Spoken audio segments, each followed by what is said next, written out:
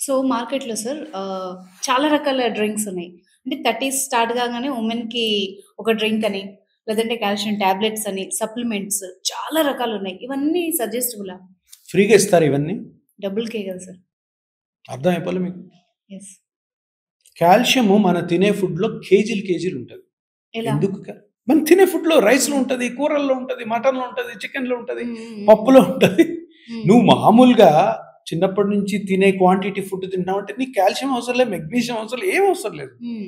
నీకు ఏదన్నా జబ్బు ఉండి ఆ కాల్షియం తక్కువ అవుతుందనుకో, అప్పుడు కాల్షియం సప్లిమెంట్ తీసుకోవాలి. హ్మ్. ఒక కాల్షియం టాబ్లెట్ అమ్మడం కోసం చేసే పెద్ద స్కామ్ ట్రిక్ ఇది. ఓకే. అంతే. హ్మ్. అంతకంటే ఏం లేదు. హ్మ్. ఏవైతే డబ్బులు పెట్టి బయట కొంటున్నావో, ఏవైతే తినడం కోసము, హెల్త్ కోసము డబ్బులు పెట్టి తింటున్నావో అవన్నీ ఫేక్. హ్మ్. అవన్నీ నీ దగ్గర డబ్బులు లాగడం కోసమే అని తెలుసుకోండి. ఎందుకంటే నేను చెప్పట్లే. ఏ మెడికల్ బుక్స్‌లో గాని, ఏ రిసర్చ్‌లో గాని నీ కాల్షియం నార్మల్‌గా ఉన్న ఎక్కువ తిను.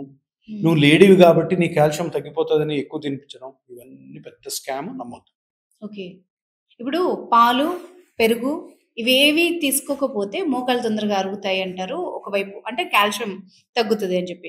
ఇంకో వైపేమో అసలు పాలు ముట్టుకోవద్దు. అదంతా అడల్ట్రేషన్ జరుగుతోంది. అసలు పాల పదార్థాలేవి వాటి జోలికెళ్ళొద్దు అంటున్నారు.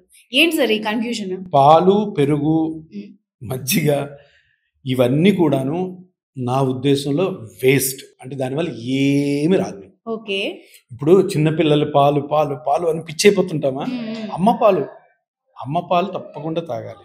మనకు అలవాటైపోయినాయి. హ్మ్. పెరుగు తినకుండా ఉండగలరా మీరు? అలవాటయిపోయింది. అలవాటయింది. హ్మ్. దానివల్ల ఏం జరుగుతుందో తెలీదు. సాటిస్ఫాక్షన్ వస్తది. హ్మ్. పెరుగన్నం తిన్నాం. హ్మ్. మజ్జిగ తాగాం. మజ్జిగ తాగాం. సైంటిఫిక్‌గా జీరో. ఏ విధమైన ఉపయోగం ఉండదు.